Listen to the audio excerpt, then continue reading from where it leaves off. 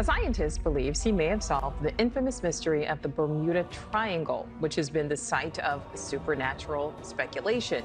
You need to hear this, because what researchers have actually recovered from the bottom of the Bermuda Triangle changes everything the legend ever claimed.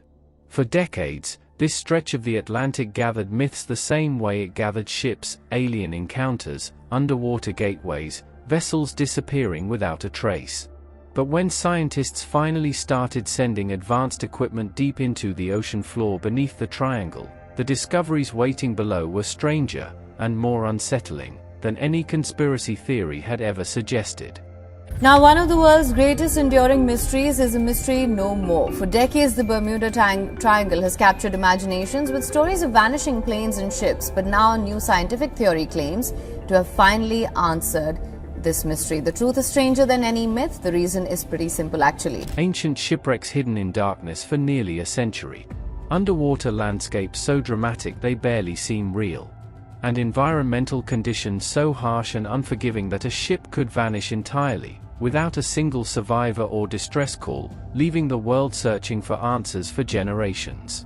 The deeper the drones descended, the harder it became to ignore. The real story of the Bermuda Triangle is far more disturbing than the one people have been sharing around campfires and on television for the past 50 years.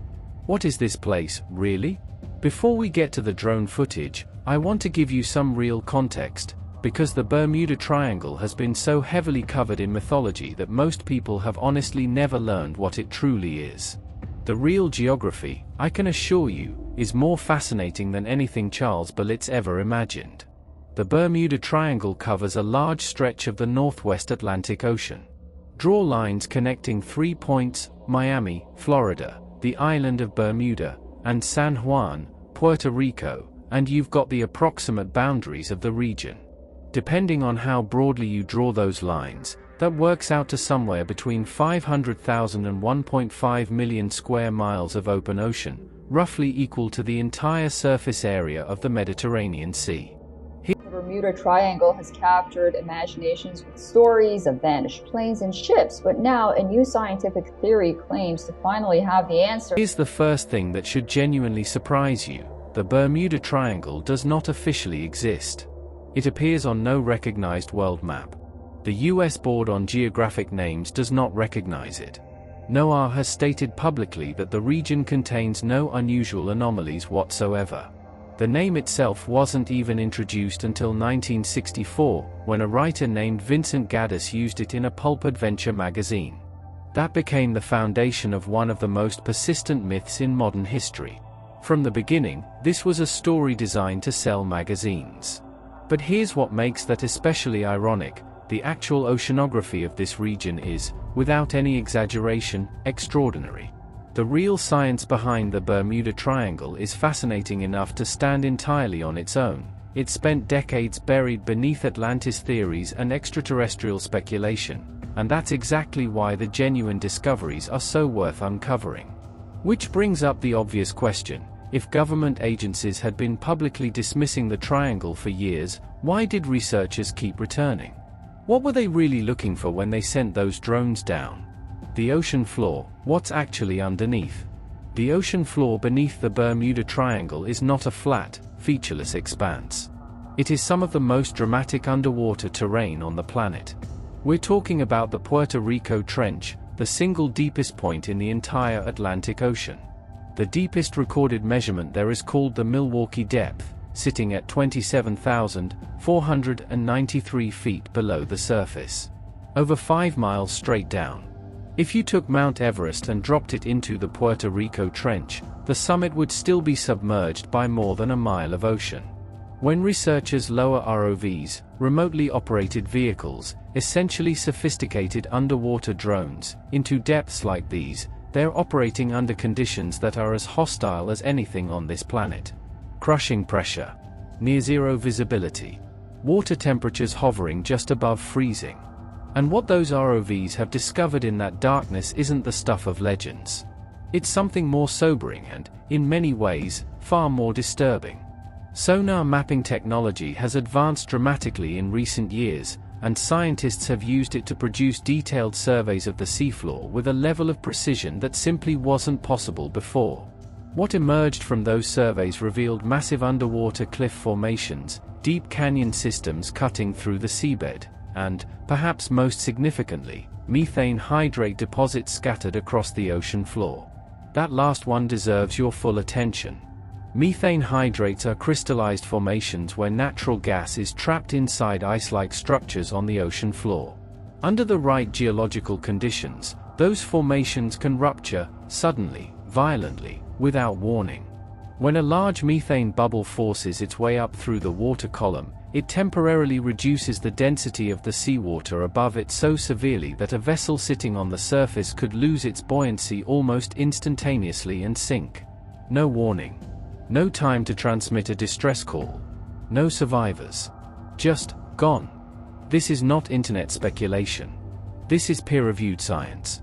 A study published in 2003 examined this mechanism in direct relation to the Bermuda Triangle.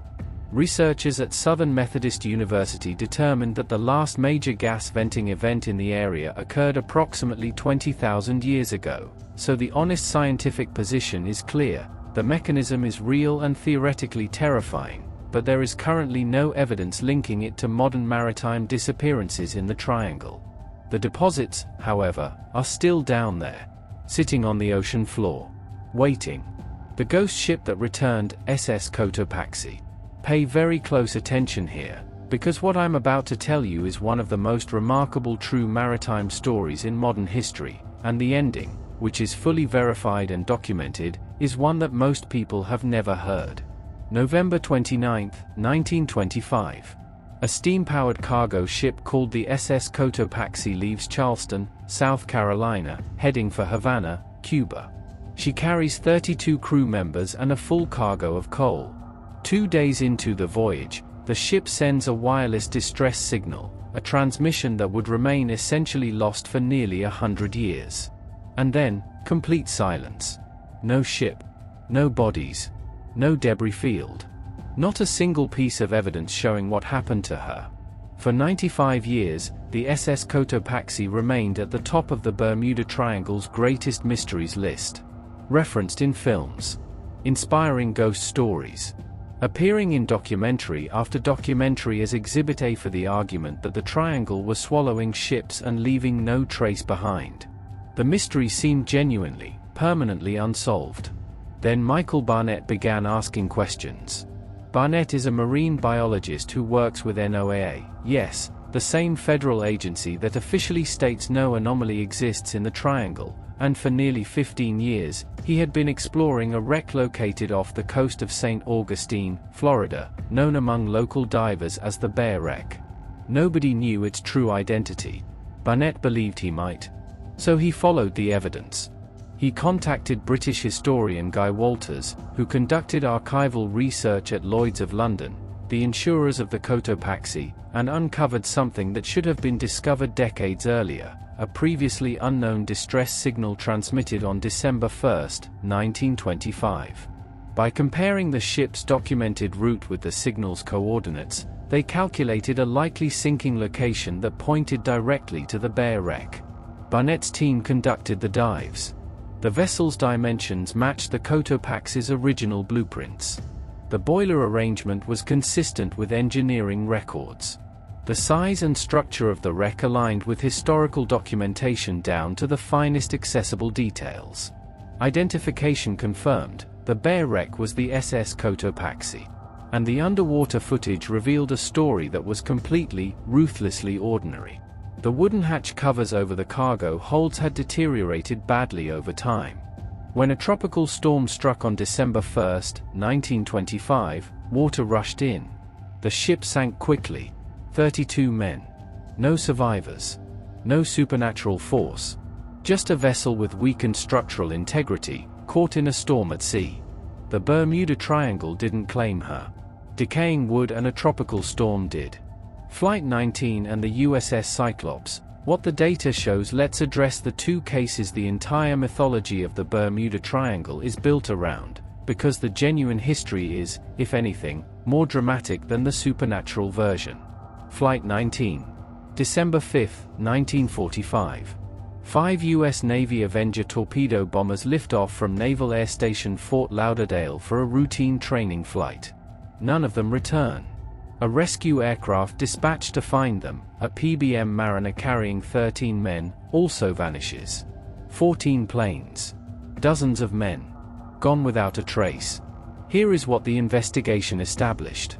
The flight leader, Lieutenant Charles Taylor, became convinced partway through the mission that his compass was malfunctioning, and convinced himself the squadron was flying over the Florida Keys, when in fact they were over the Bahamas. Acting on that mistaken belief, Taylor directed the formation east, out over open ocean, rather than turning west toward the Florida mainland. The planes flew in the wrong direction until they exhausted their fuel. They went down at night, in open water, with no life rafts, and 15-foot swells.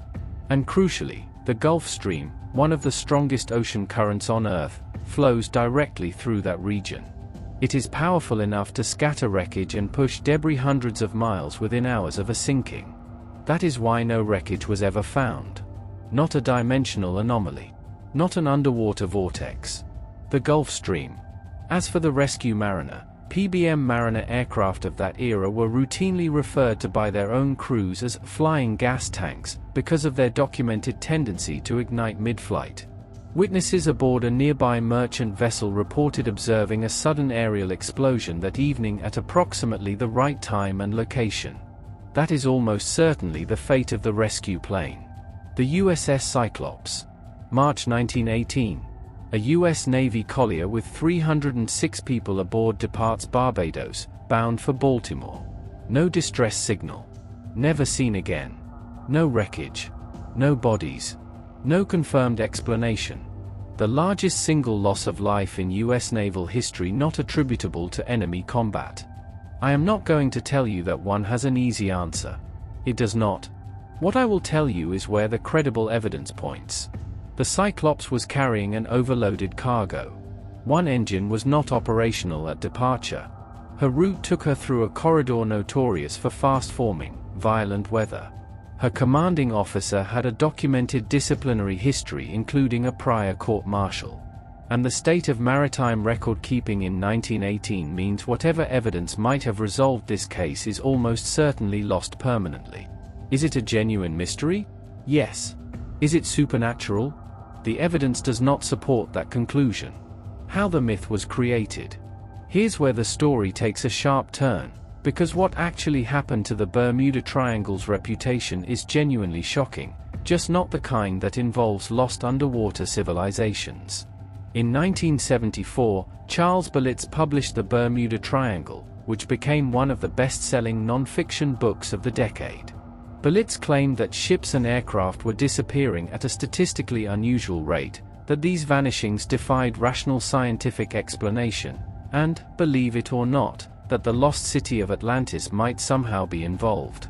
He offered no credible evidence to support any of those claims. When researchers later revisited the cases Berlitz referenced, a significant number of those incidents had clear, documented, ordinary explanations that Berlitz had simply chosen to leave out. Some missing ships had actually been located and were never truly missing at all. Some disappearances he cited hadn't even taken place within the triangle's geographic boundaries. The U.S. Coast Guard's official conclusion after studying the issue was straightforward. The answer is probably that the area is a heavily traveled transportation route. Heavy traffic naturally leads to more incidents, just as a busy highway sees more accidents than a remote country road. The World Wildlife Fund ranked the most statistically dangerous bodies of water on Earth, and the Bermuda Triangle did not appear in the top 10. NOAA's position is equally clear: disappearances in the region are not unusual considering the volume of maritime and air traffic that passes through it. None of that means the region lacks real danger. The Gulf Stream can scatter debris across hundreds of miles in a matter of hours. Hurricanes develop and strengthen with remarkable speed in this part of the Atlantic. The Milwaukee depth, at more than 27,000 feet, makes recovery of sunken vessels extremely difficult.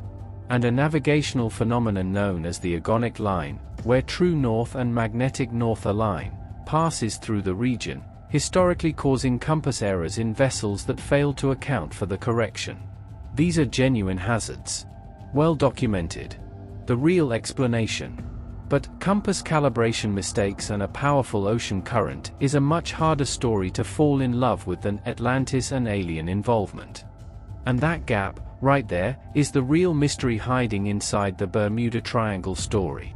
Why we keep believing, and the real takeaway I want to get honest with you here, because this part is, genuinely, the most fascinating piece of all.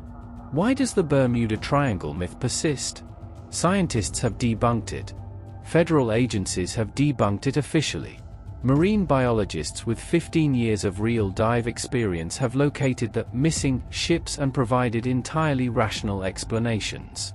And yet, here you are, watching a video about it. Here I am, making one. Researchers who study belief and cognition point to confirmation bias. When something strange happens in the Bermuda Triangle, it gets reported and amplified as evidence of another triangle mystery.